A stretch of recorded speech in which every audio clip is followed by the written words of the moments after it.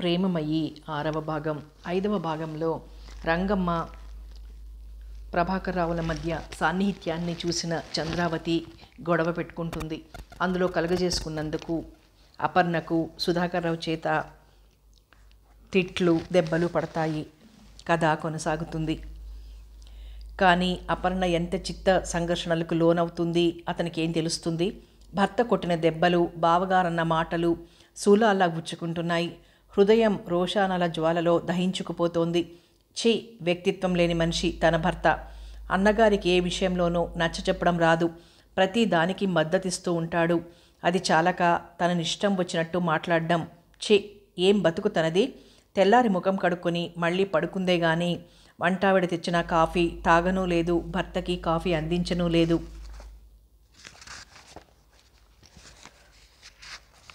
రంగమ్మ రాలేదు. పాలేరుతో మీ అమ్మని తీసుకురా అంటూ బావగారు చెప్పడం వినింది అపర్ణ. అన్నదమ్ములిద్దరూ వాళ్ళ పనులు వాళ్ళు చేసుకుని కాఫీ టిఫిన్లు తీసుకుని అన్నగారు ఫ్యాక్టరీకి, తమ్ముడుగారు పొలానికి వెళ్ళిపోయారు.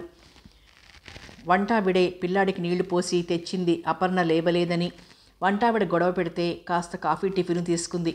పెద్దావిడ లేదా అని అడిగింది వంటామె. లేదు, పుట్టింటికి వెళ్ళింది. డ్రైవరే పెద్దబాబు గారికి క్యారియర్ తీసుకువెళ్ళాడు. సుధాకర్రావు భార్యని భోజనానికి రమ్మని పిలిచాడు. నేను తర్వాత తింటానులేండి అని ముభావంగా జవాబిచ్చింది. ఏదో ఆవేశంలో భార్యని తిట్టినా కొట్టినా ఆ తర్వాత రాత్రంతా పశ్చాత్తాపపడుతూనే ఉన్నాడు సుధాకర్రావు. ఎంత ప్రయత్నించినా అపర్ణ అతనితో మాట్లాడనే లేదు. ఇదిగో వెళ్ళి 4 రోజుల్లో వచ్చేస్తాను అన్న అత్తగారు 10 రోజులైనా ఆ జాడే లేదు. అదో దిగులుగా ఉందామెకి. వంట ఆమె బలవంతం మీద 4 మెతుకులు తినొచ్చింది. మధ్యాహ్నం 3 గంటలకల్లా కారులో తిరిగొచ్చిన ప్రభాకర్రావు అప్పటికే ఇంట్లోనే ఉన్న సుధాకర్రావుని పిలిచేదో చెప్పాడు. బ్రీఫ్ కేసులో ఒక జత బట్టలు పెట్టుకుని మరికొన్ని ముఖ్యమైన వస్తువులు తీసుకుని డ్రెస్ వేసుకుని అపర్ణ దగ్గరికి వచ్చి అమ్మకి ఒంట్లో బాగాలేదని బావగారు ట్రంకాలు చేశారట. రేపటికల్లా అమ్మని తీసుకుని తిరిగొస్తానని చెప్పి బయటపడ్డాడు. అపర్ణ మాట్లాడకపోయినా మనసులో అత్తగారికి ఏం సుస్తీయో అని కంగారు పడింది. మధ్యాహ్నం ప్రభాకర్రావుకి వంటావిడే కాఫీ తీసుకువెళ్ళిచ్చింది. అయ్యగారు విస్కీ తాగుతున్నారమ్మా, కళ్ళు ఎర్రగా ఉన్నాయి. కాఫీ కప్పు అలా బల్ల మీదే పెట్టమన్నారు, తాగలేదు అని చెప్పింది కిందికొచ్చి. విస్కీ తాగేవాడికి కాఫీ ఎందుకులే అనుకుంది అపర్ణ మనసులో. మనసంతా వికలమైన ఆమెకి కాసేపు అలా బయటికి వెళ్ళి రావాలనిపించింది.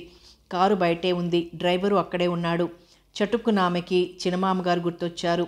ఆ రోజు తర్వాత మళ్ళీ ఆయన్ని చూడటం పడలేదు. ఓసారి వెళ్ళి చూసొస్తే పోతుంది అనుకుంటూ బయటికొచ్చింది. ఒకసారి సత్రం దాకా వెళ్ళి వద్దామా, 1 గంటలో రావచ్చు అంటూ కారులో కూర్చుంది. కారు సత్రం ముందాగింది. వెంకటేశ్వరరావు కిటికీలోంచి కారులోంచి దిగుతున్న అపర్ణని చూసి ఇంత ముఖం చేసుకుని ఆహ్వానించాడు గదిలోంచి వచ్చి. ఒక్కతివే వచ్చావమ్మా అని అడిగాడు.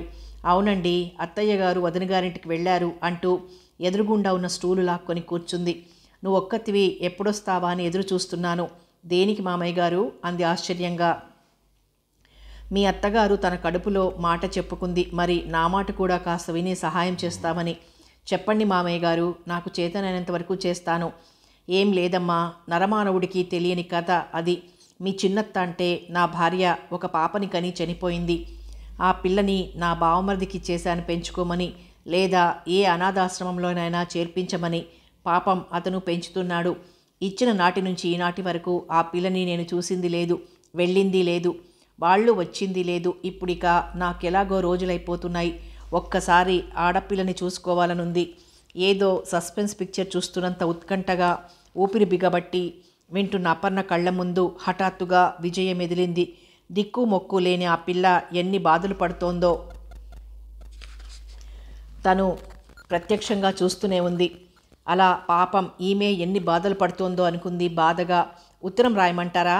పక్కనే ఉన్న ఇన్లాండ్ లెటర్ చూసి అడిగింది. అవునమ్మా, నా బావమరిది పేర 4 ముక్కలు రాస్తే ఈ విషయం తెలుస్తుందిగా. తెలుస్తుంది. అడ్రస్ మీకు తెలుసునా? తెలుసు. అతనిది నెల్లూరు పక్కనే ఉన్న బుచ్చిరెడ్డిపాలెం. అక్కడ అతని భార్య, సంతానం అంతా ఉన్నారు. అతను వ్యవసాయం చూసుకుంటూ అక్కడే స్థిరపడ్డాడు. ఇల్లు వాకిలి ఉంది అని జవాబిచ్చాడు వెంకటేశ్వరరావు. అయితే చెప్పండి, రాస్తాను. చిరంజీవి సూర్యనారాయణమూర్తిని మీ బావ వెంకటేశ్వరరావు ఆశీర్వదించి రాయున్నది. నేను చాలా పెద్దవాడినైపోయాను. నేడో రేపో రాలిపోయే ముందు ఒకసారి పాపని చూడాలనుకుంటున్నాను. దయచేసి ఈ సత్రానికి అమ్మడిని తీసుకొచ్చి చూపించు. ఎప్పుడు వచ్చేది ఉత్తరం రాయి. ఇట్లు నీ బావ వెంకటేశ్వరరావు. ఆ 4 ముక్కలు రాసి కవరంటించి అడ్రస్ రాసింది అపర్ణ. అక్కడే ఉన్న పోస్ట్ బాక్స్లో పడేయించింది. మరో వారంలో నేను వస్తాను మామయ్య గారు. ఈలోగా వాళ్ళెవరన్నా వస్తే ఫోన్ చేయండి, నంబర్ ఉందిగా అంటూ ఓ 50 రూపాయలు ఆయన చేతిలో పెట్టి తిరిగి ఇంటికి బయలుదేరింది. ఈ వంశంలో ఎన్ని అభేద్యమైన రహస్యాలున్నాయి. ప్రతి మనిషికి ఒక్కో రహస్యం, ఒక్కో కథ. పేదవాళ్ళకి పేదరికమే చరిత్ర, గొప్పవారికి మనిషికొక చరిత్ర అనుకుంటూ ఇంటి ముఖం పట్టింది. ఆ ఉత్తరం అందాలి, విషయం తెలియాలి. ఆ పిల్లని వాళ్ళు ప్రేమగా పెంచి విద్యాబుద్ధులు చెప్పించాలి. మంచి విద్యావంతురాలై ఆమె తన పినమామగారిని చూడ్డానికి వస్తే ఆయన కోరుకున్న ఆ ఒక్క కోరికైనా తీరుతుంది. అలా ఆమెను త్వరగా అతని కళ్ళెదుట నిలుపు తల్లి అంటూ తన మనసులో దేవిని స్మరించింది అపర్ణ. వెంకటేశ్వరరావు ఆ ఉత్తరం పోస్ట్ బాక్స్లో పడగానే మహాసంబరపడిపోతున్నాడు. అతని కళ్ళ ముందు అప్పుడే కూతురు వచ్చి నిలిచినట్లయింది. ఇన్నాళ్ళు మరుగున పడిన ఈ పితృప్రేమ అంతా ఏమైంది? ఇప్పుడు మహానదిలా పొంగుతోంది. ఇన్నాళ్ళైన తర్వాత ఆ పిల్ల తను తండ్రి అంటే నమ్ముతుందా అసలు? ఎవడి ముసలాడు వీడు నాకు తండ్రేమిటి అని అనుకోదు కదా. ఇంతకీ ఆనాటి పాప ఎవరి పోలికో? వాళ్ళమ్మలా ఉంటుందో తనలా ఉంటుందో? ఎవరిలా ఉన్నా దురదృష్టం మటుకు తమది రాకూడదు. అసలు ఈ పాటికి పెళ్లి చేసి అత్తగారింటికి పంపేశాడేమో సూర్యనారాయణమూర్తి. పోనీ ఇద్దరినీ చూడవచ్చు. ఆ ఇద్దరూ తనని తండ్రిగా మామగారిగా గుర్తించకపోయినా, పోనీ అంగీకరించకపోయినా కనీసం చూడటానికి వస్తే చాలు. ఆమె తనని నాన్న అని పిలవనక్కర్లేదు. మానవతా దృక్పథంతో రవ్వంత అభిమానంగా చూస్తే చాలు. ఇలా అతను అనుకుంటున్న సమయంలో అతను కలలు కంటున్నా, చూడాలని తపన పడుతున్న ఆ పిల్ల ఎక్కడుంది? ఆ సమయంలో మద్రాసులో ఉంది. అది మద్రాసు ఇలియట్స్ బీచ్. సాయం సమయం. అస్తమించే సూర్యుని కాంతి ఆ వినీల సముద్ర జలాలపై ప్రతిఫలించి బంగారు కెరటాలలా భ్రాంతి గొలుపుతున్నాయి. ఆ సాగర తరంగాల నుంచి చల్లని గాలి శరీరాన్ని స్పర్శించిపోతోంది. ఆ చల్లగాలిని ఆస్వాదిస్తూ జలధర గంభీరమైన ఆ పారావారాన్ని చూస్తూ మనస్సును ఆహ్లాదపరచుకోవడానికి అనేకులు చేరుతూ ఉంటారు. పిల్లలు, పెద్దలు, స్త్రీలు, పురుషులు, భిన్న జాతుల వారు, భిన్న మతస్థులు ఎందరెందరో వస్తూ ఉంటారు ఆ బీచ్ ఒడ్డుకు. ఒక పక్క కొందరు చిన్నపిల్లలు ఇసుకలో పిచ్చుకగూళ్ళు కట్టుకుంటున్నారు. మరికొందరు పిన్నలు, పెద్దలు రంగురంగుల ఆల్చిప్పలు, గులకరాళ్ళు ఏరుకుంటున్నారు. వీటన్నింటికీ అతీతురాలు అన్నట్లు ఓ 24 ఏళ్ల యువతి చల్లని గాలిని ఆస్వాదిస్తూ ఎక్కడో ఏదో ఆలోచిస్తున్నట్లుగా ఒంటరిగా కూర్చుని ఉంది. ఓ 30 ఏళ్ల యువకుడు బీచ్ ఒడ్డున షికారు చేస్తూ ఆమెను చూశాడు. ఒకసారి కాదు, 4-5 సార్లు. ముందు మనకెందుకు లెమ్మన్నట్టు ఊరుకున్నాడు. కానీ ఆమె దృష్టి కూడా అనుకోకుండా తన మీద ప్రసరించడంతో చిన్న చిరునవ్వు విసిరాడు. ఆ చిరునవ్వుకు ఆమె ముఖం ముడుచుకోలేదు. ఆమె పెదవులపై కూడా సన్నని మందహాసం వెల్లివిరిసింది. ఇక్కడ కూర్చోవచ్చా అని అడిగాడు. కూర్చోమన్నట్టు తల ఊపింది. అతను కాస్త దూరంలో కర్చీఫ్ పరుచుకొని కూర్చున్నాడు. మీరు ఈ ఊరి వారేనా అని అడిగాడు.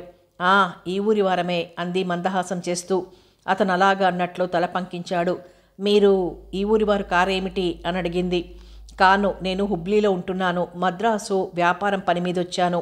ఈ బీచ్ చాలా అందంగా ఉంటుందని ఎవరో అంటే చూద్దామని, పని పెందరాడే అయిపోతే ఇలా వచ్చాను, కాసేపు కూర్చుని పెడదామని అంటూ చెప్పాడు. అలాగా అన్నట్టు చూసింది. అతను ఆమెతో మాట్లాడుతూ ఉండగానే 27 ఏళ్లున్న ఓ యువకుడు అటొచ్చాడు. ఆమెతో మాట్లాడుతున్న అతన్ని చూడగానే కళ్ళు కాస్త ఎర్రబడ్డాయి. అతన్ని చూస్తూనే మా వారు అందామె. అలాగా, చాలా సంతోషం అంటూ చెయ్యి ముందుకు చాచాడు కరచాలనం కోసం. అతను చెయ్యందించాడు. ఇద్దరూ షేక్ హ్యాండ్ ఇచ్చుకున్నారు. నేను హుబ్లీ నుంచి వచ్చాను. నా పేరు సతీష్ చంద్ర అంటూ పరిచయం చేసుకున్నాడు అతను. నా పేరు వినయ్ బాబు. ఈమె నా భార్య, పేరు శోభ. నేను ఇక్కడ హైకోర్టులో స్టెనోగా పనిచేస్తున్నాను అంటూ పరిచయం చేసుకున్నాడు వినయ్ బాబు. నేను ఇప్పుడే మీ మిసెస్ని పలకరించాను.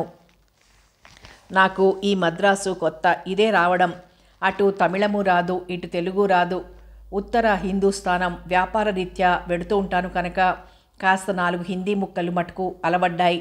ఇంగ్లీష్ మటుకు బాగా వచ్చు అంటూ చెప్పుకుపోయాడు సతీష్ చంద్ర. ఎంతవరకు చదువుకున్నారేమిటి? కుతూహలంగా అడిగింది శోభ. ఎంకామ్ ఫస్టున పాస్ అయ్యాను. మీరేమైనా ఉద్యోగం చేస్తున్నారా అంటూ శోభకేసి తిరిగి కుతూహలంగా అడిగాడు. లేదు, నేను లేడీస్ క్లబ్కు ఆనరరీ సెక్రటరీగా ఉన్నానే తప్ప వేరే ఉద్యోగం ఏమీ చేయడం లేదు. అది ఉద్యోగం క్రింద లెక్క కాదంటూ నవ్వింది శోభ. ఇంకక్కడ ఉండటం భావ్యం కాదనుకుంటూ వస్తానంటూ యువతలకు వచ్చేశాడు సతీష్ చంద్ర. అతను మరి కాస్త దూరం నడిచేసరికి పుస్తకం చేతిలో ఉన్న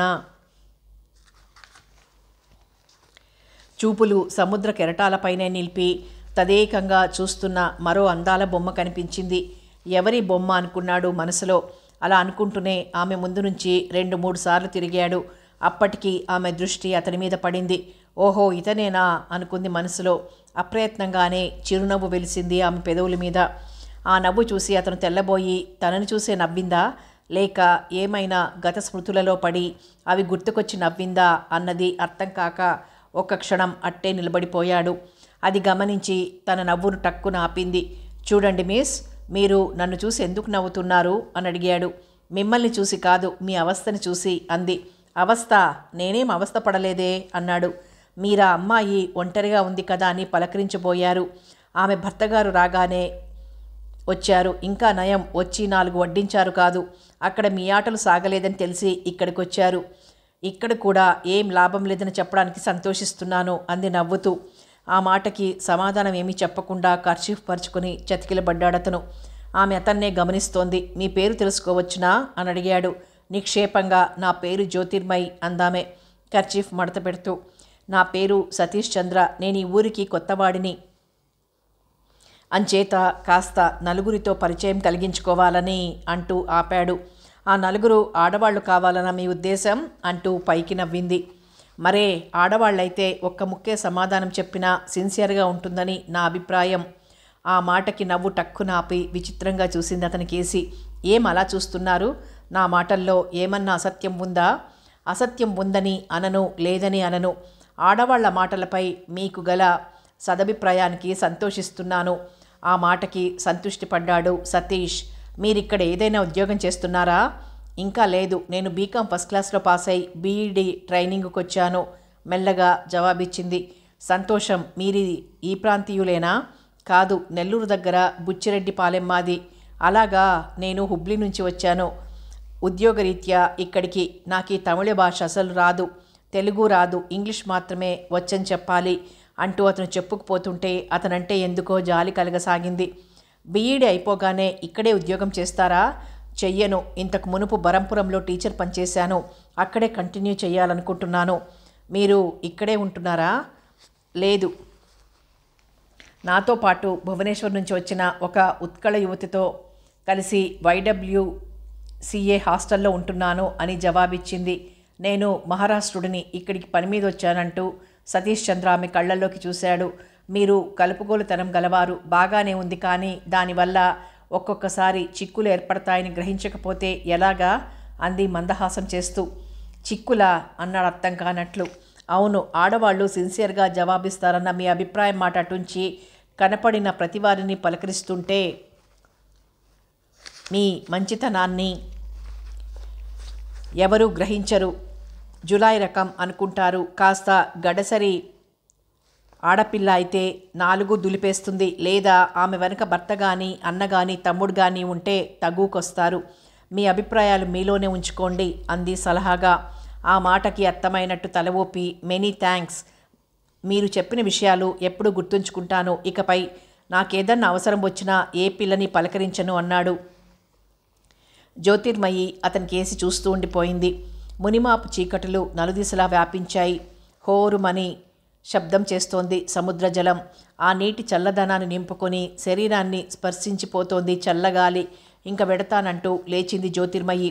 రోజు మీరు ఈ బీచ్కి వస్తారా? సామాన్యంగా వస్తాను అని జవాబిచ్చింది జ్యోతి. వీలుగా ఉంటే నేను కూడా రేపు వస్తాను, మీరు వచ్చేదాకా ఎదురు చూస్తూ కూర్చుంటాను అన్నాడు సతీష్. నాకు తెలుసు మీరు ఆ మాట అంటారని అంది జ్యోతిర్మయి. నాకు నేనై పరిచయం చేసుకుని స్నేహం కోసం ప్రాకులాడటం మీకు నవ్వులాటగా తోచవచ్చు. అంతరాష్ట్రీయ సౌహార్దం కావాలని, అంతర్జాతీయ అవగాహన అవసరమని ఊరికే లెక్చర్లు దంచుతూ ఉంటారే, ఇలాంటి పరిచయాలు లేకపోతే అది ఎలా సాధ్యపడుతుందో చెప్పండి అని అడిగాడు సతీష్. ఆ మాట నిజమేలేండి, మీ అభిప్రాయంతో నేను ఏకీభవిస్తాను. ఎదుటి మనిషి చెడ్డవాడని ఎందుకు అనుకోవాలి? మనిషిలో మంచినే గ్రహించకూడదా అంది జ్యోతిర్మయి. ఆ మాటకి ప్రశంసగా చూశాడు సతీష్. పదండిక వెడదాం అంటూ లేచి 4 అడుగులు వేసింది. గుడ్ నైట్ అంటూ చెయ్యి ఊపి అతను చకచక అడుగులు వేస్తూ వెళ్ళిపోయాడు. జ్యోతిర్మయి తను కూడా రిక్షా మాట్లాడుకుని వెళ్ళిపోయింది. ఆ మర్నాడు అతను చెప్పినట్టుగానే అతనే ముందు వచ్చి కూర్చున్నాడు. అప్పటికింకా ఆమె రానేలేదు. అతను కర్చీఫ్ పరుచుకొని అక్కడే కూర్చున్నాడు ఆమె రాక కోసం నిరీక్షిస్తూ. పావుగంట ఆలస్యంగా వచ్చిందామె. అతన్ని చూసి మందహాసం చేసింది. తెల్లని డ్రెస్లో మరింత తెల్లగా కనిపిస్తున్నాడు. 10 మందిలో ఉన్న కొట్టొచ్చినట్టు. రండి, మీరింకా రాలేదేమిటా అనుకుంటున్నానంటూ పలకరించాడు. మా ఫ్రెండ్ అలా షాపింగ్కు వెళదామంటే వెళ్ళానంటూ కర్చీఫ్ పరుచుకొని కూర్చుంది.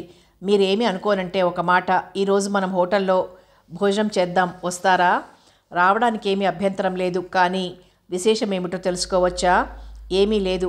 మన పరిచయం స్నేహంగా అభివృద్ధి చెందాలని నా కోరిక. నేను ఈ ఊరి వాడిని కాను, పని మీద వచ్చిన వాడిని. పని పూర్తి కాగానే వెళ్ళిపోతాను. ఏం పని? నాకు సిరామిక్స్ గ్లాస్ ఫ్యాక్టరీలున్నాయి. వాటిని మా మేనమామ స్థాపించాడు. అందులో నేను పార్ట్నర్ని. ఆయనే నాకు చదువు చెప్పించాడు. నాకు తల్లి, తండ్రి, తోబుట్టువులు ఎవరూ లేరు అన్నాడు సతీష్ చంద్ర. ఇకనేం మీ మేనమామ ఇంత కష్టపడుతున్నాడు మీకోసం అంటే తప్పకుండా పిల్లనిస్తాడన్నమాటే అంది జ్యోతి కిలకిలా నవ్వుతూ. పిల్లనివ్వడానికి ఆయనే ఇంతవరకు పెళ్లి చేసుకోలేదు అంటూ నవ్వాడు సతీష్. మీరు భోజనం చేసి వెళ్ళిపోతే ఇక ఇప్పట్లో కలుసుకోమన్న మాటేగా. ఏం? నేను రేపు వెళ్ళిపోతున్నాను, అందుకే మీకు డిన్నర్ ఇస్తానన్నది. వెళ్ళిపోయినా మనం కలం స్నేహం చేసుకోవచ్చు. మీ అడ్రస్ ఇవ్వండి, నా అడ్రస్ ఇస్తానంది జ్యోతిర్మయి. ఆ మాటకి సంతోషంగా చూశాడు సతీష్. వెంటనే తన విజిటింగ్ కార్డు ఇచ్చాడు. దాని మీద Satish Chandra, partner, care of Vasantrao Joshi, care of Indian glass and ceramics factory, Hubli అని ఉంది. దాన్ని భద్రంగా తన హ్యాండ్ బ్యాగ్లో పడేసిందామె. Jyotirmayi teacher, the disabled children training school, Berhampur, Ganjam, Orissa అని తన పాకెట్ నోట్బుక్లోని కాగితం చించి దాని మీద రాసిస్తూ, ఇది నా పర్మనెంట్ అడ్రస్. అయితే టీచర్స్ ట్రైనింగ్ పూర్తి అయ్యే వరకు కేర్ ఆఫ్ YWCA, వైస్కౌట్ రోడ్డు, రాయపేట, మద్రాస్ 14 అని రాయవచ్చు. అది కూడా ఆ కాగితం వెనక రాయండి. అలాగే నన్నట్లు తల ఊపి ఆ అడ్రస్ కూడా రాసిచ్చింది జ్యోతిర్మయి. మరి మీకు తల్లి తండ్రి ఉన్నారా? ఓ అన్నయ్య, ఓ తమ్ముడు, ఓ చెల్లెలు కూడా ఉన్నారు. ఎంత అదృష్టం అనుకున్నాడు సతీష్ చంద్ర. ఆ మాట పైకి అనేదాకా తోచలేదు కూడా. మీరు నిజంగా అదృష్టవంతులు. చక్కగా తోబుట్టులందరి మధ్య పెరిగారు. ఇంతకీ మీ అన్నయ్య గారేం చేస్తున్నారు? మా అన్నయ్య జనార్దన్ రావు కాలేజీలో, అంటే నెల్లూరు కాలేజీలో లెక్చరర్గా పనిచేస్తున్నాడు. తమ్ముడు BSc చదువుతున్నాడు. మా చెల్లి వసుమతి ఇంటర్ సీనియర్ చదువుతోంది అంటూ క్లుప్తంగానే చెప్పుకొచ్చింది. చీకటి పడే వరకు అలాగే ఆ కబురు ఈ కబురు చెబుతూ కూర్చున్నాడు. 7 దాటుతోంది, పదండి భోజనం చేద్దాం అంటూ లేచారు. హోటల్ స్వాగత్కి రిక్షాలు మాట్లాడండి అంది తను కూడా లేచి. అలాగే నన్నట్లు తల ఊపి యువతలకు వచ్చేసరికి ఆటో రిక్షా కనిపించింది ఖాళీగా. ఆటోలో వెడదాం రండి అంటూ అతను రాయపేట హైరోడ్లోని హోటల్ స్వాగత్కి ఆటో మాట్లాడాడు. ఆటో రిక్షాలో స్వాగత్కి వచ్చి భోంచేశాక, మీకు అభ్యంతరం లేకపోతే కాసేపు లాన్లో కూర్చుందాం అన్నాడు. కూర్చుందాం, కాసేపు ఉన్నాక నేను నడిచే వెళ్ళిపోతాను. ఇక్కడికి దగ్గరే మా యంగ్ ఉమెన్స్ అసోసియేషన్ హాస్టల్ అంది నవ్వుతూ. అలాగే పదండి, కాసేపు ఉన్నాక మిమ్మల్ని హాస్టల్ దగ్గర దింపి వెడతానంటూ ఉత్సాహంగా ముందుకు నడిచాడు. ఇద్దరు హోటల్ ముందున్న లాన్లో కుర్చీలో కూర్చున్నారు. మీతో నేను వస్తే హాస్టల్ వాళ్ళు ఏమీ అనరు కదా అని అడిగాడు సతీష్. నేను పర్మిషన్ తీసుకునే వస్తాను. మీరు హాస్టల్ వరకేగా వస్తానన్నారు. లోపలికి వస్తే ఎవరు ఏమిటి అని ప్రశ్నిస్తుంది. లేకపోతే సమస్య లేదు అంది జ్యోతిర్మయి నవ్వుతూ. లోపలికి రాను. వచ్చి మీ గురించి ఇతరులు ఏదో లోకువగా మాట అనడానికి నేను అవకాశం ఇవ్వను అన్నాడు. మీరు ఈ మాట అన్నందుకు మీకు ముందు థ్యాంక్స్ చెప్పాలి. పదండి, ఇక మెల్లగా నడిచి వెళ్ళాలి కదా అంటూ లేచింది. అతను కూడా లేచాడు. ఇద్దరూ నడుస్తూ కబుర్లు చెప్పుకుంటూ వస్తున్నారు. రాయపేట ఆసుపత్రికి ఎదురుగా ఒక గ్యాస్ సిలిండర్ల డిపో ఉంది. వైస్కౌట్ రోడ్డులో వాళ్ళిద్దరూ నడుస్తుండగా ధన్మన్న శబ్దం వినిపించింది. అదిరిపడి చూశారిద్దరూ. ఆ గ్యాస్ సిలిండర్ల డిపోలో అగ్ని ప్రమాదం సంభవించింది. ఢామ్మని శబ్దం చేస్తూ గ్యాస్ సిలిండర్లు పేలడం, అక్కడే పేవ్మెంట్ మీద నడుస్తున్న ఓ 13 ఏళ్ల అబ్బాయి మోకాలికి స్ప్లింటర్లు తగిలి తీవ్రంగా గాయపడటం. అది చూసిన సతీష్ చంద్ర పక్కనున్న జ్యోతిర్మయ్యని ఒక్క తోపు తోసి ఆ కుర్రాడి దగ్గరికి పరిగెత్తి ఆ కుర్రాడి మీదకి వంగి చూస్తున్న సమయంలో ధన్మని మరో 2 గ్యాస్ సిలిండర్లు పేలి సతీష్ చంద్ర కూడా తీవ్రంగా గాయపడటం అన్నీ రెప్పపాటు కాలంలో జరిగిపోయాయి. జ్యోతిర్మయి నిలువున నిర్ఘాంతపోయి తేరుకుని అవతలికి చేరుకునేలోగా గణగణమంటూ ఫైర్ ఇంజన్లు, పోలీసు వాళ్ళు, ఆసుపత్రి నుంచి స్ట్రెచ్చర్లు, ఆసుపత్రి సిబ్బంది కాస్త కుడి ఎడమగా హుటాహుటిన వచ్చేశాయి. మేల్ నర్సులు, ఆడ నర్సులు వారికి దుప్పట్లు కప్పి స్ట్రెచ్చర్ల మీదకెక్కించి ఆసుపత్రిలోకి తీసుకుపోయారు. జ్యోతిర్మయి పిచ్చిదాన్లా చూడసాగింది. చేతిలో హ్యాండ్ బ్యాగ్లో అతనిచ్చిన అడ్రస్ గుర్తొచ్చింది. తను వారి వెనకే ఆసుపత్రిలోకి వచ్చింది. ఆ కుర్రాడికి కాలు తీసేయడం తప్ప వేరే గత్యంతరం లేదు. సతీష్ చంద్రని ఆపరేషన్ థియేటర్కు తీసుకువెళ్ళిపోయారు. జ్యోతిర్మయి కళ్ళంబడి నీళ్లు తిరిగాయి. నిన్న పరిచయమైన అతని ప్రాంతీయుడు, తన భాషీయుడు కాకపోయినా తన మాటలతో, నిష్కపట వైఖరితో తనని పూర్తిగా ఆకట్టుకున్నాడు. స్నేహం కోసం పాకులాడే అతని ధోరణి గమనించాక తనకి అతనితో స్నేహం పెంచుకోవాలనిపించింది. అందుకే అతను అడగగానే కాదనకుండా భోజనానికి వచ్చింది. చివరికి ఈ విధంగా ఈ క్షణంలో అంతా సంతోషంగా గడిచి వీడ్కోలు తీసుకోబోయే సమయంలో జరిగిన ఘోరాతి ఘోరమైన ప్రమాదానికి చాలా చాలా ఆవేదన చెందింది. అతని తాలూకు మనుషులు ఎవరున్నారు అంటూ వచ్చిందో నర్సు. నేనున్నాను అంది మెల్లగానే. ఆ నర్సు ఒకసారి ఆమె కేసి చూసి లోపల డాక్టర్ దగ్గరికి వెళ్ళిపోయింది. డాక్టర్ విశ్వనాథన్ యువతలకొచ్చాడు. ఆయన మీకు బంధువా? బంధువు కారు, స్నేహితులు. ఆయనకి బంధువులు ఎవరైనా ఉన్నారా? మేనమామ ఉన్నారు హుబ్లీలో. ఆయనకి టెలిగ్రామ్ ఇస్తాను, ఇవ్వండి. మీరు రాత్రికి ఇక్కడ కూర్చుని ప్రయోజనం లేదు. పేషెంట్ పూర్తిగా అపస్మారక దశలో పడి ఉన్నారు. మరి మీరు రేపు ఉదయం రండి అన్నాడు. ఇప్పుడు ఆయనకేం ప్రమాదం లేదు కదా అంది వణుకుతూ. ఆయనకి గుచ్చుకున్న స్ప్రింటర్లు తొలగించాము, కట్టాం. వీపులో 1-2 చోట్ల అవి ప్రవేశించాయి. వాటికి ఆపరేషన్ చేయడం ఇప్పట్లో కుదరదు అన్నాడు విశ్వనాథన్. జ్యోతిర్మయి కళ్ళంబడి నీళ్లు తిరిగాయి. ఒక్కసారి ఆయన్ని చూసి వెళ్ళిపోతాను అంది. ఆయనకి మత్తుమందిచ్చాం కదా. ఇంతలో నర్సు సతీష్ చంద్ర జేబులో ఉన్న పర్సు, చెక్ బుక్కు ప్యాంట్ జేబులో ఉంది. అది ఒక పక్క జేబులో ఉన్న ఉత్తరాలు అన్నీ తీసుకొచ్చి జ్యోతిర్మయికి ఇచ్చింది. అవి అన్నీ అందుకుంది. నర్సు సంతకం చేయించింది జ్యోతిర్మయి చేత. జ్యోతిర్మయి తిన్నగా పోస్టాఫీస్కు వెళ్ళి హుబ్లీలోని వసంతరావు జోషికి express telegram Royapettah post office ఇచ్చి హాస్టల్కి వెళ్ళి హాస్టల్ వార్డన్కి జరిగిందంతా చెప్పి మంచం మీద వాలిపోయింది జ్యోతిర్మయి. అసలు తను భోజనానికి అతనితో పాటు వెళ్లకుండా ఉంటే అనర్థం జరిగేది కాదేమో. పెందరాడే ఎవరిదారిన వాళ్ళు వెళ్ళిపోయేవారు. ఈ ప్రమాదం నుంచి అతను తప్పించుకునేవాడనుకుంటూ నిద్రకి దూరమై మదనపడసాగింది. సతీష్ చంద్ర అందగాడి కిందే లెక్క. అతను భాగ్యవంతుడని అతని దుస్తులే తెలుపుతున్నాయి. హోటల్లో భోజనం టికెట్లు కొంటున్నప్పుడు అతను పర్సులోంచి డబ్బు తీస్తుంటే చూసింది. అన్ని 100 రూపాయల నోట్లు, 10 రూపాయల నోట్లు మూలుగుతున్నాయి. అవి తన చేతికిచ్చింది నర్సు. ఆ పర్సులో 2000 ఉంది. చెక్కు పుస్తకం ఉంది. ఉత్తరాల మటుకు తను చదవలేదు.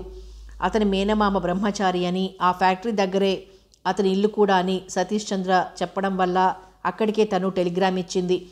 అది అంది అతను రావాలి, ఇతనికేమీ ప్రమాదం రాకుండా ఉండాలి అనుకుంటూ తనకు తెలిసిన దేవుళ్ళందరికీ దండాలు పెట్టింది జ్యోతిర్మయి. ఎప్పుడెప్పుడు తెల్లవారుతుందా, ఎప్పుడు తను చూస్తానా అన్న తహతహతో ఆ రాత్రి నిద్ర కూడా పట్టలేదు జ్యోతిర్మయికి. చివరికి ఆమె మొర ఆలకించినట్లు భగవంతుడు కరుణించాడు. సూర్యభగవానుని పసిడి కిరణాలు ఇంకా భూమి మీద పూర్తిగా ప్రసరించక పూర్వమే లేచి గబగబా దంతధావనాది కార్యక్రమాలు ముగించుకొని అతని పర్సు, లెటర్సు, చెక్ బుక్కు అన్నీ హ్యాండ్ బ్యాగ్లో వేసుకుని బయటకు చేరింది. ఆసుపత్రికి బయలుదేరింది. జ్యోతిర్మయి ఆసుపత్రికి వచ్చేసరికి సతీష్ చంద్రని జనరల్ వార్డులో 14వ నెంబర్ బెడ్ మీద పడుకోబెట్టారు. జ్యోతి ఎంక్వైరీ ఆఫీస్లో అడిగి తెలుసుకుని సరాసరి అక్కడికే వచ్చింది. అప్పటికి డే డ్యూటీ డాక్టర్ జయరాఘవన్తో పేషెంట్ కేసు, ఆపరేషన్ వివరాలు చెబుతున్నాడు night duty doctor Viswanathan. Jyotirmayi ఇద్దరికి విష్ చేసింది.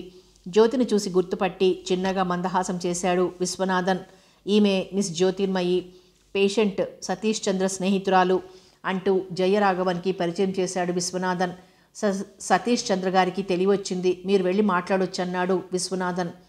జ్యోతిర్మయి కృతజ్ఞతగా ఆయన కేసు చూసి సతీష్ను చూడటానికి అటు కేసు నడిచింది. జయరాఘవన్ సతీష్ చంద్రకు ఇంజెక్షన్ ఇచ్చాడు. సిస్టర్ అని కేక పెట్టాడు. ఒక నర్సు వచ్చింది. పేషెంట్కు బ్రెడ్, మిల్క్ ఇవ్వండి అని పురమాయించాడు. ఆ నర్సు చాలా అందంగా కనిపించింది జ్యోతిర్మయి కళ్ళకి. విశ్వనాథన్ ఇంటికి వెళ్ళిపోయాడు జయరాఘవన్కి డ్యూటీ అప్పగించి. పేషెంట్కి రెస్ట్ బాగా అవసరం, ఇక్కడ మీరుండి చేసేదేం లేదు. 10 నిమిషాలు మాట్లాడి వెళ్ళిపోండి, మళ్ళీ సాయంత్రం రండి. ఆయనకేం కావాల్సి వచ్చినా నర్సులు చూస్తారు అని జ్యోతిర్మయికి చెప్పి డాక్టర్ జయరాఘవన్ అవతలకు వెళ్ళిపోయాడు. జ్యోతిర్మయి సతీష్ దగ్గరికి వచ్చింది. అతను కళ్ళు మూసుకుని పడుకునున్నాడు. ఎలా ఉంది ఒంట్లో అని అడిగింది అక్కడే ఉన్న స్టూల్ లాక్కొని కూర్చుంటూ. ఆమెను చూడగానే అంత బాధలోనూ ఆనందం కలిగింది సతీష్ చంద్రకి. రండి అంటూ ఆహ్వానించి, పెద్ద డేంజర్ పరిస్థితి కాదనుకోండి, కానీ వెన్నులో కొన్ని స్ప్రింటర్లు దిగిపోయాయి. అవే నేను బెడ్ మీద కదిలినప్పుడల్లా ఖణేల్ ఖణేల్ మంటున్నాయి, తెగ బాధ పెడుతున్నాయి. పాపం చాలా పెందలాడే వచ్చారు నన్ను చూడటానికి. రాత్రి కూడా చాలాసేపు ఉన్నారట కదా అని ప్రశ్నించాడు.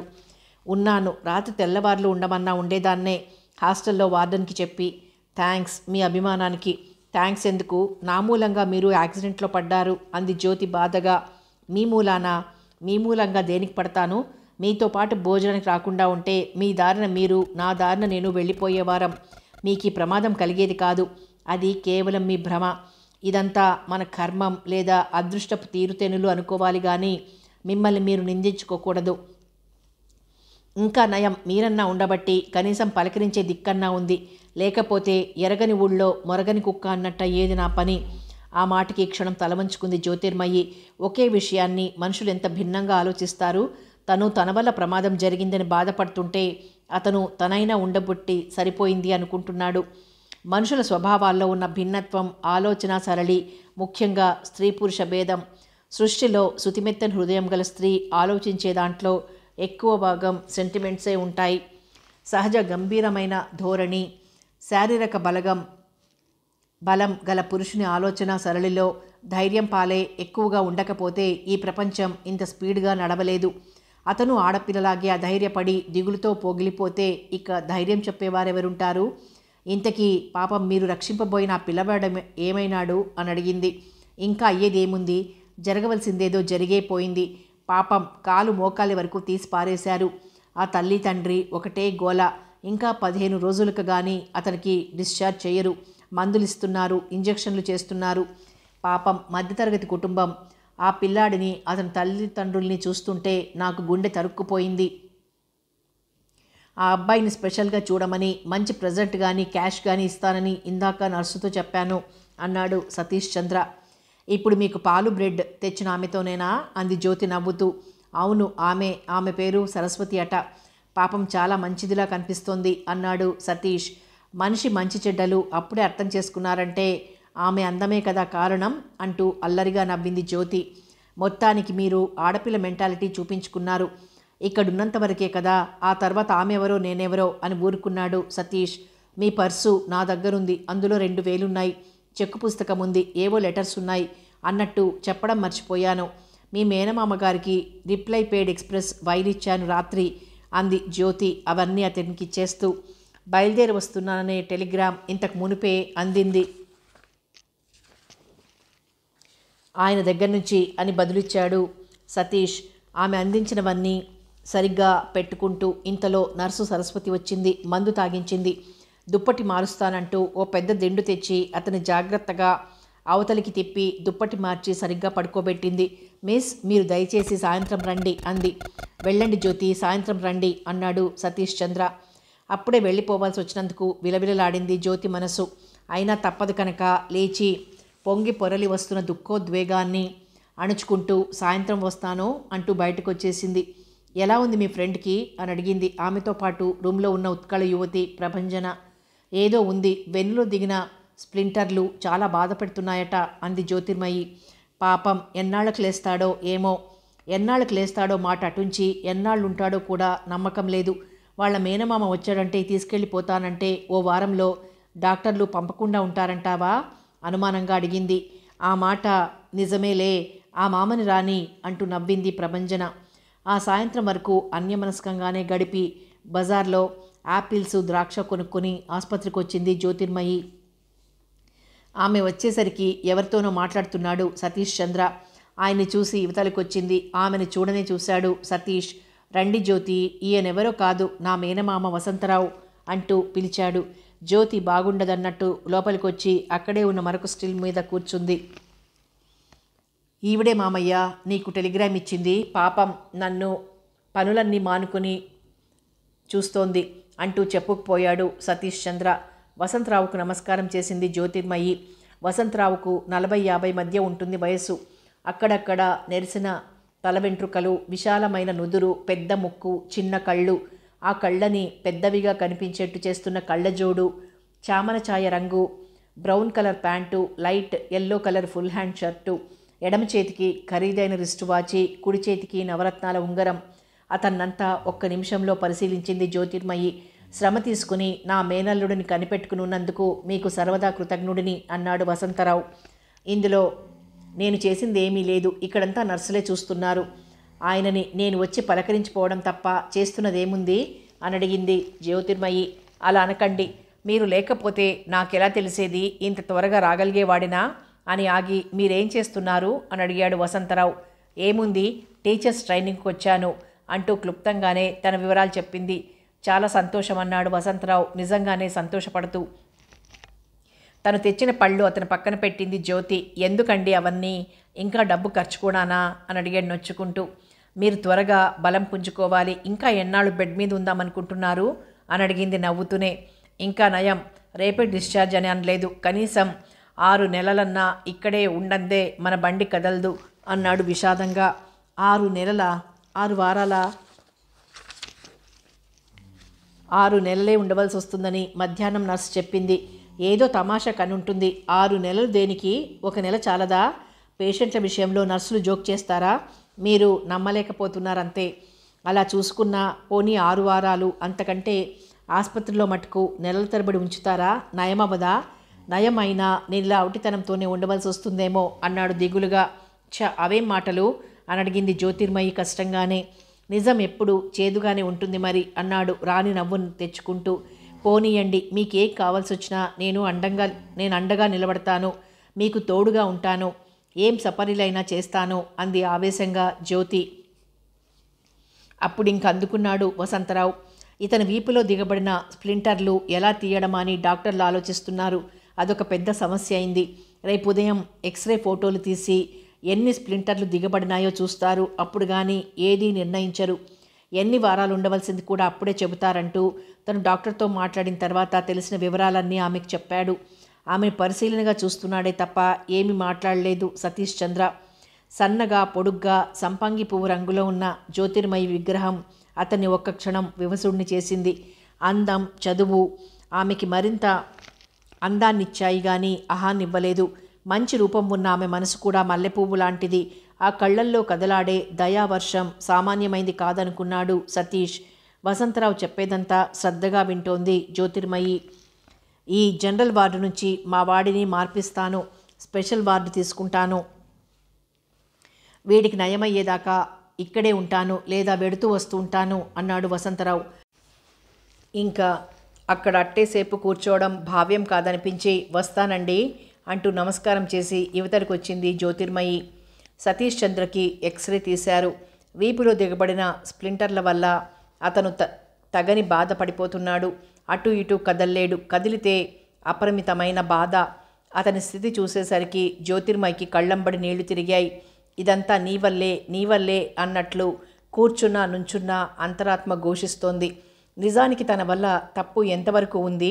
మనిషి ఊహకి అందని విధి అనేది ఒకటి ఉందని, అదే మంచి కానీ చెడు కానీ జరగడానికి కారణభూతమవుతుందని కర్మని పెద్దలు ఓదార్చినా, దురదృష్టమని వగచినా ఆ విధి లిఖించిన విధంగానే జరుగుతూ ఉంటుందని సరిపెట్టుకోలేకపోయింది. అందుకు కారణం అతనంటే ఆమెలో కలిగిన అభిమానమేనని ఆమె గ్రహించలేదు. జ్యోతి, ఇది చావో బతుకో తేలని సమస్య అయింది. ఆ వీపులో దిగబడినవి తీసేయమని డాక్టర్లు చెప్పాను. ప్రయత్నిస్తాం అన్నారు. ఆపరేషన్ చెయ్యాలి. అది సక్సెస్ అయ్యేది లేనిది చెప్పలేమన్నారు. సక్సెస్ అయితే 3-4 నెలల్లో తేరుకుంటాను. కాకపోతే జన్మంతా ఎవరో ఒకరు పక్కన ఉండందే గడవని పరిస్థితిలో పడతాను అన్నాడు దిగులుగా. అతను నా స్థితిలో చూసేసరికి గుండెలు చీలుకుపోయాయి జ్యోతిర్మయికి.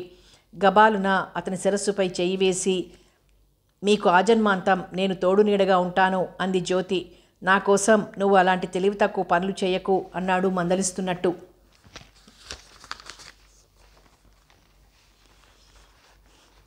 తెలివి తక్కువ లేదు, ఏమీ లేదు. నేనేదన్నా ఒక నిర్ణయానికి వస్తే అది అలా జరిగి తీరవలసిందే. నేను మీరు అనుకోకుండా ప్రమాదం పాలైనప్పుడే అనుకున్నాను మీ జీవిత సహచరిగా మిమ్మల్ని కనిపెట్టుకుని ఉండాలని. దానికి ఇంకా తిరుగులేదు, ఉండదు కూడా అంది తెగేసి చెబుతున్నట్లు. నీకు మంచి మనసు, మంచి తెలివితో పాటు మంచి మొండితనం కూడా ఉన్నట్లుంది అన్నాడు చిరాకు పడుతూ. ఉంది. అసలు నా క్వాలిఫికేషన్ ఏదైనా ఉంది అంటే మొదటి 2 కాదు, 3వదే అంది జ్యోతిర్మయి. పాపం సతీష్ చంద్రకి మళ్ళీ జవాబివ్వడానికి ఏం తోచలేదు. కానీ అంతరాళంలో మటుకు ఆవగింజంతైనా జంకు కలిగింది ఆమెను చూస్తే.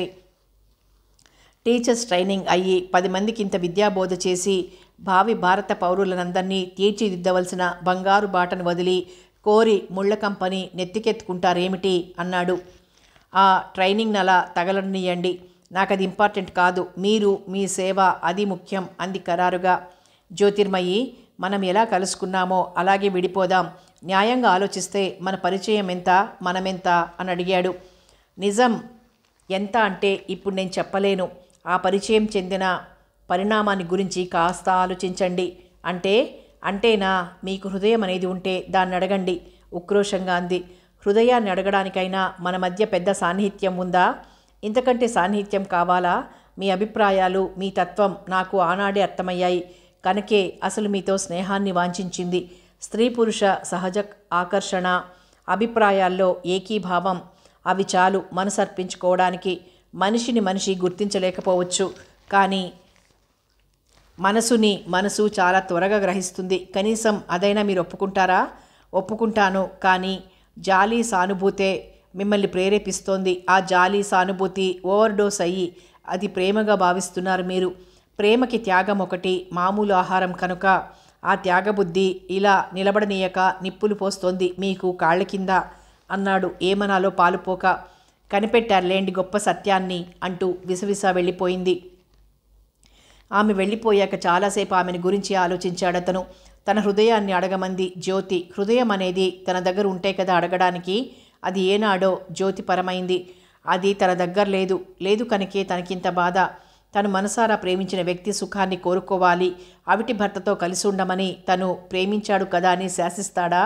ఆమె విద్యావతి, బాగా చదువుకుంది, పైగా టీచర్గా 10 మంది భవిష్యత్తుకు పునాది రాళ్లు వేయవలసిన బాధ్యతాయుతమైన వ్యక్తి. అలాంటి ఆమెను తీసుకొచ్చి ఇక్కడ తనకి సేవలు చేస్తూ ఇంటికి కాపలా కాస్తూ ఉండమని అనడం ఎంత తెలివి తక్కువ పని. జ్యోతి ఏదో ఆవేశంలో ఆలోచన రహితంగా ప్రవర్తిస్తోంది. తను ఎన్నుకున్న మార్గం సరియైంది కాదని ఆమెకు నచ్చజెప్పాలి. అప్పటికి కానీ తన మనసు శాంతించదు. ఆ మర్నాడు రాలేదు జ్యోతి. ఆమె రాకపోయేసరికి అతనికి చాలా వెలితిగా తోచింది. వసంతరావు ఆసుపత్రి సూపరింటెండెంట్తో మాట్లాడి స్పెషల్ రూమ్ ఏర్పాటు చేశాడు సతీష్ చంద్రకు. ఆ 2వ రోజు జ్యోతిర్మయికి కూడా మనసాగక వచ్చేసింది చూడటానికి.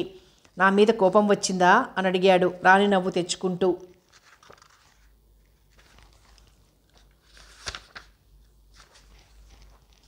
రాదా మరి? అంత కఠినంగా మాట్లాడగలిగారంటే మీకు నిజంగా నా మీద ప్రేమ లేదనే అర్థం. ఆ మాటకు నవ్వి ఊరుకున్నాడు సతీష్ చంద్ర. ప్రేమ త్యాగాన్ని కోరుతుందన్న విషయం తనకి కూడా వర్తిస్తుందని ఆ క్షణంలో తట్టలేదు అతనికి. ఆమె ప్రేమ కొద్దీ తన కోసం అన్నీ ఎలా వదులుకుంటాను అన్నదో, తను అదే ప్రేమతో ఆమె సుఖం కోసం పాటుపడుతున్నాడని, ఆ ప్రేమే తనని అలా ప్రోత్సహిస్తోందని అతను మర్చిపోయాడు. మీ వాళ్ళింటికి వెళ్ళావా అని అడిగాడు. వెళ్ళలేదు, ఇక్కడే ఉన్నాను. స్పెషల్ రూమ్కి మారారన్నమాట. మీ మామయ్య గారేరి?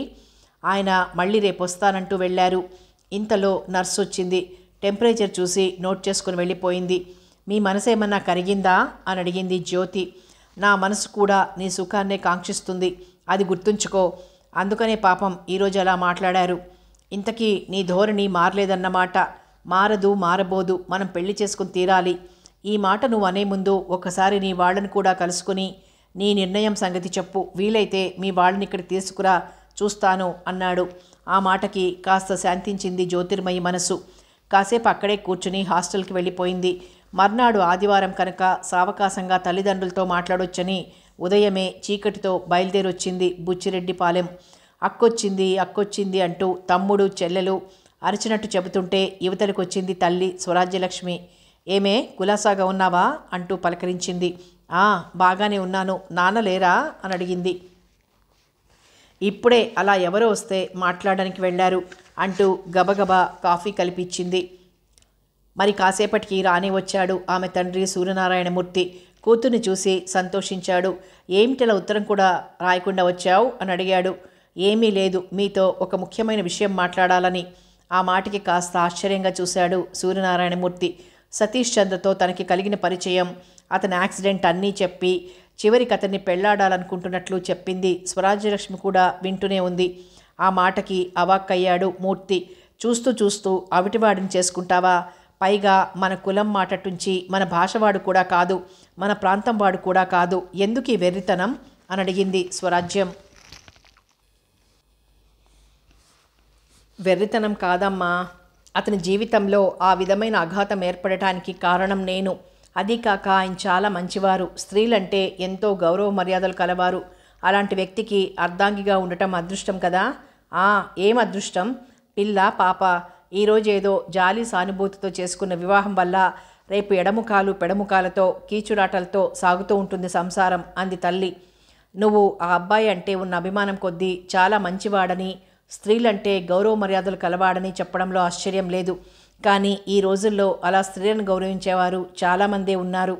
వారిలో ఎవరినైనా ఎన్నుకో, అంతేగాని ఆ లేవలేని కూర్చోలేని వ్యక్తితో తెలిసే జీవితం ముడిపెట్టుకోకూడదు. పెద్దవాడిని చెబుతున్నాను విను. మన సుఖం మన సంతోషం అంటూ కూర్చుంటే ఎలా? మనిషి అన్నాక మనిషికి మనిషి సాయం ఉండాలి.